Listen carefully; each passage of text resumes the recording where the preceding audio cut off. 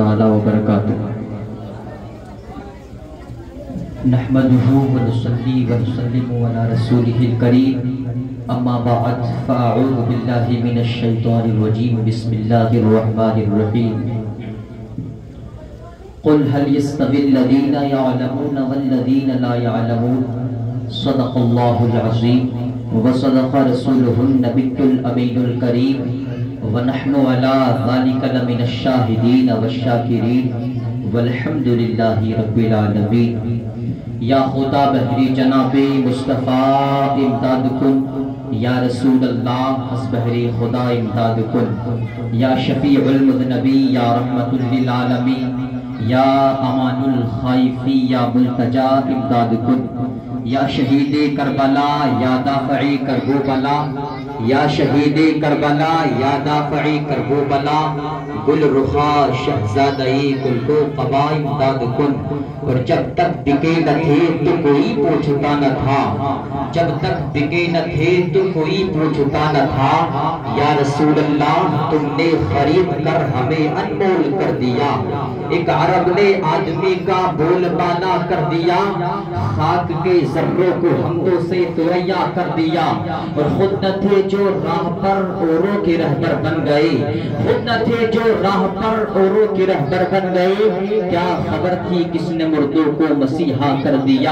حضور اعلی حضرت عظیم البرکت کنز الکرامت جبل الاستقامت الشاہ امام احمد رضا خان فاضل بریلوی علیہ الرحمت والرضوان عقیدت کی زبان سے ارشاد فرماتے ہیں، اللہ کی سرتابہ قدم شان ہے یہ، اللہ کی سرتابہ قدم شان ہے یہ، انسان ہی انسان وہ انسان ہے یہ، قرآن تو ایمان بتاتا ہے انہیں اور ایمان یہ کہتا ہے میری جان ہے یہ۔ اعلیٰ حضرت فرماتے ہیں سرتابہ قدم ہے تلے سلطان زمن پھول، لب پھول دہن پھول زمن پھول بدن پھول، واللہ جو مل جائے میرے گل کا پسینہ، واللہ جو مل جائے میرے گل کا پسینہ،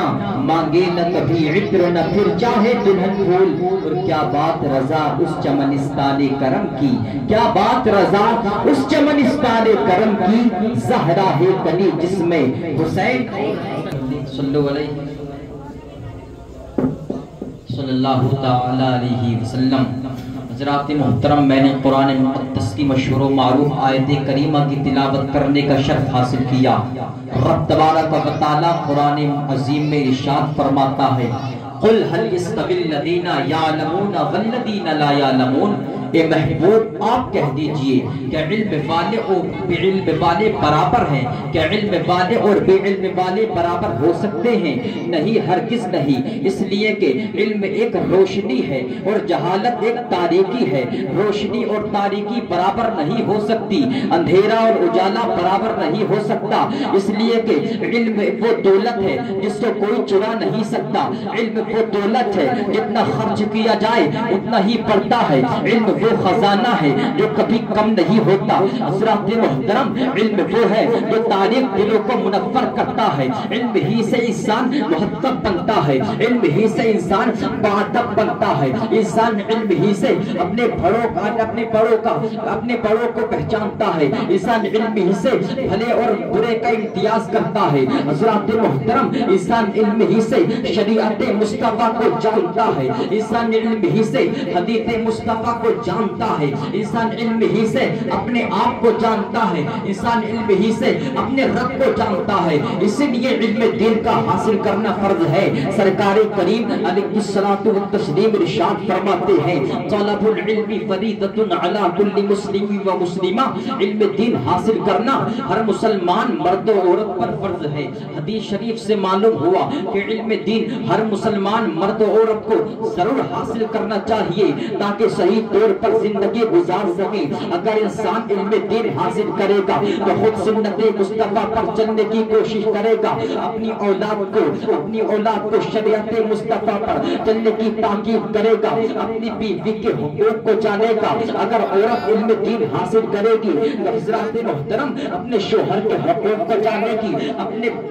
اپنے بچوں کو، اپنی اولاد کو اسلامی طریقے پر پرورش کرے گی۔ حضرات محترم، اگر عورت علم دین دین حاصل کرے گی تو اپنے پڑوسیوں سے حسن سلوک سے پیش آئے گی۔ اسی وجہ سے حضور نے فرمایا علم دین حاصل کرنا ہر مسلمان مرد و عورت سب پر فرض ہے۔ سرکار کریم علیہ الصلوۃ والتسلیم ارشاد فرماتے ہیں من خرج فی طلب العلم فهو فی سبیل اللہ حتی یرجع، یعنی جو شخص علم دین حاصل کرنے کے لیے نکلا جب تک کہ وہ گھر واپس نہ آ جائے اللہ کے راستے میں رہتا ہے، اور اگر اسی حالت میں اس کا انتقال ہو جاتا ہے تو وہ شہید ہو جاتا ہے۔ سرکار کریم ایک دوسری جگہ ارشاد فرماتے ہیں کہ تم علم دین حاصل کرو اگرچہ تمہیں چین جانا پڑے، مطلب یہ کہ تم علم دین حاصل کرو اگرچہ تمہیں دور کا سفر کرنا پڑے، تم علم دین حاصل کرو اگرچہ تمہیں تکلیف اٹھانا پڑے، تم علم دین حاصل کرو اگرچہ تمہیں بھوک اور پیاس برداشت کرنا پڑے،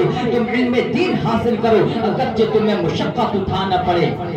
کل قیامت کے دن جب اللہ تبارک و تعالی عبادت کرنے والوں اور جہاد کرنے والوں کو حکم دے گا کہ تم جنت میں داخل ہو جاؤ، تو اس وقت یہی قوم کے رہبر، یہی عالم دین رب تبارک و تعالی سے کہیں گے اے مولا، اے پروردگار عالم، یہ لوگ یہ ہمارے علم ہی کے طفیل انہوں نے جہاد کیے ہیں، حضرات محترم، اے مولا ہم یہ لوگ ہمارے علم ہی کے طفیل انہوں نے عبادت کی ہے، تو اس وقت رب تبارک و تعالی کہے گا، اس وقت رب تبارک و تعالی کہے گا کہ تم میرے نزدیک میرے پاس فرشتوں کے مثل ہو، آج تم شفاعت کرو اور تمہاری شفاعت کو قبول کروں گا۔ یہی وجہ ہے اس وقت عالم دین تمام لوگوں کی شفاعت کر کے سفارش کر کے انہیں جنت میں لے جائیں گے۔ جب کل قیامت کے دن میزان میں شہیدوں کے خون سے علماء کے قلم کی سیاہی کو تولا جائے گا تو علماء کے قلم کی سیاہی شہیدوں کے خون سے زیادہ قیمتی ہوگی، اس وجہ سے کہ شہید جو ہے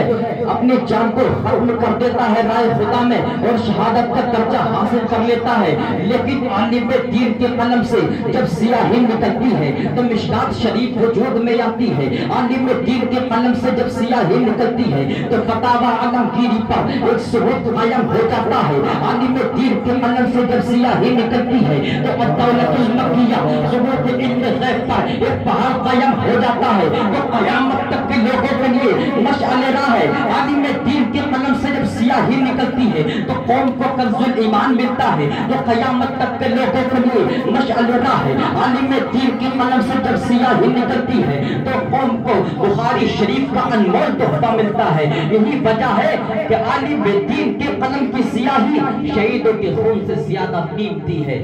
شہیدوں کے خون سے زیادہ قیمتی ہے۔ حضرات محترم، حضور صلی اللہ تعالیٰ علیہ وسلم ارشاد فرماتے ہیں جس نے عالم دین کی زیارت کی گویا اس نے میری زیارت کی، جس نے عالم دین سے مصافحہ کیا گویا اس نے مجھ سے مصافحہ کیا، جس نے عالم دین کی صحبت اختیار کی اس نے میری صحبت اختیار کی، اور جس نے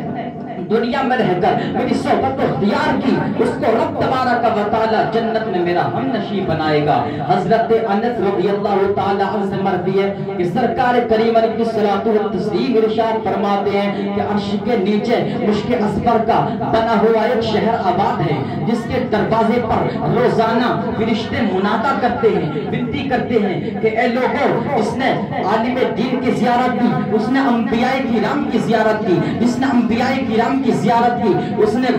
رب تبارک و تعالی کی زیارت کی، اور جس نے رب تبارک و تعالی کی زیارت کی اس کے لیے جنت ہے۔ حضرات محترم، علم دین کی بہت بڑی فضیلت ہے، ہمیں چاہیے کہ ہم زیادہ سے زیادہ اپنے خاندان والوں کو اور اپنے اولاد کو زیادہ سے زیادہ علم دین سے آراستہ کریں، علم دین سکھائیں انہیں تاکہ وہ شیطان کے مکر و فریب سے بچ سکیں۔ دعا ہے رب تبارک و تعالی ہم لوگوں کو، تمام مسلمانوں کو علم دین حاصل کرنے اور اس پر عمل کرنے کی زیادہ سے زیادہ توفیق عطا فرمائے، آمین۔ وآخر دعوانا ان الحمد للہ رب العالمین۔ السلام علیکم۔